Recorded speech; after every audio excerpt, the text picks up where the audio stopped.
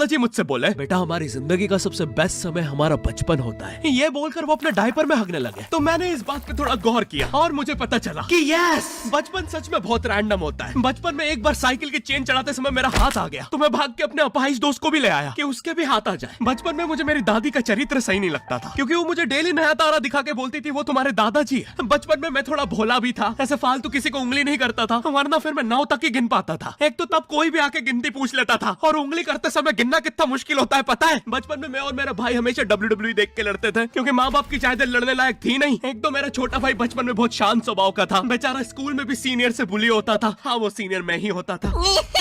एक बार मुझसे बोलता, भैया डॉक्टर बनना मेरा सपना है। तो मैंने उसे नीट की बुक्स ला दी, तो अब वो उसका पूरा सपना बन गया। अब वो डॉक्टर गेम में भी बीमार ही बनता है, और बवासीर पीछे होती है। चिंटू, बुक्स नहीं पढ़ रहा है तू? एक बार बेचारा बिस्तर पे गिर के रोने लग गया, तो सब बोलने लग गए कुछ नहीं हुआ, चींटी मर गई, चींटी मर गई। मैं यहाँ सोच रहा हूँ फिर अभी तक हम चींटियों वाले बिस्तर पे क्यों सो रहे थे? हाँ, घर में सबकी पीठ पे ददोड़े हो रखे हैं। हाँ, ये नहीं गिरता तो हमें तो पता ही नहीं चलता बिस्तर पे चींटियां हैं। हम तो सोए जा रहे हैं चींटियों वाले बिस्तर पे। और स्कूल में जब भी ये छोटे भाई पैड में हक देते हैं, तो बड़े भाई को क्यों बुलाया जाता है? पता है कितनी घनघोर बेइज्जती होती है पूरी क्लास के सामने, और बुलाते भी इतने सस्पेंस है, वो देख के बड़े भाई का हगना निकल जाता है। ऐसे 2 छोटे बच्चे स्लो मोशन में भाग के आ रहे हैं। हाँ, वो उनकी नॉर्मल स्पीड है।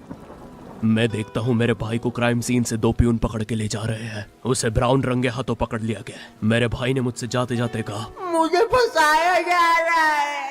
मुझे पता था इस लेंडे के पीछे की कहानी इतनी सिंपल नहीं हो सकती। कड़ी तहकीकात के बाद मुझे पता चला इस लेंडे के पीछे बड़े बड़े पॉलिटिशियंस, गैंग लीडर्स और माफिया इन्वॉल्व है। मेरा भाई सही कह रहा था, ये उसका लेंडा नहीं है। हैंड्स अप पीटी टीचर, तो वो लेंडा तुम्हारा था। तो तुम्हें पता चल ही गया, तुम मुझे कभी नहीं पकड़ सकते। रुको, भाग गया। जाने दो उसे बेटा, हमने पीटी टीचर के बड़े भाई को बुला लिया है वो लेंडा उठाने।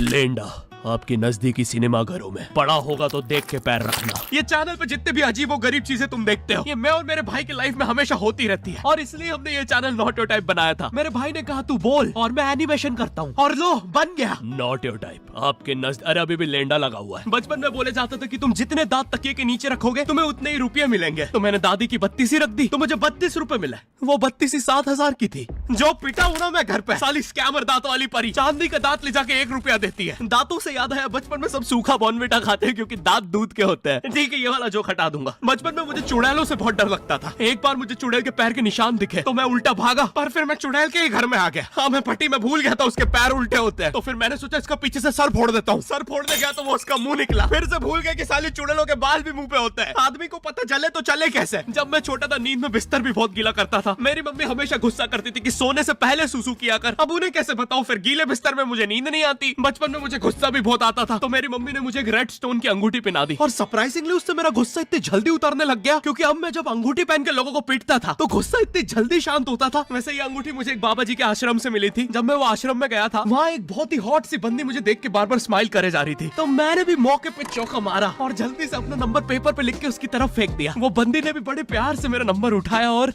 खा लिया। अरे भाई, उसको भूत लगे, वो तब से सबको स्माइल दे रही है। हम भी सुबह से नंबर फेंक रहे हैं, अभी तक 2 किलो पेपर खा गई है। हाँ, अब तुम्हें भी ऐसे रैंडम भूतों या स्ट्रेंजर्स पास नंबर ना फेंकना पड़े प्यार के लिए, इसलिए आओ हैपन पे चले। यहाँ तुम्हें मिलते हैं तुम्हारे कॉमन इंटरेस्ट के लोग।